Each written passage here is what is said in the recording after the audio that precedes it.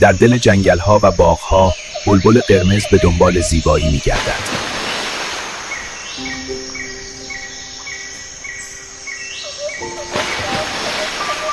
رژیم غذایی متنوع از میوه‌ها تا دانه‌ها، بلبل قرمز همه چیز را می‌چشد.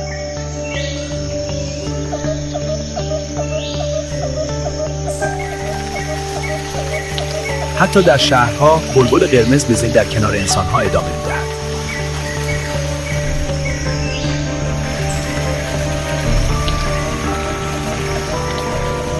در فصل بهار، بلبل‌های قرمز با هم می‌آیند تا زندگی جدیدی را آغاز کنند.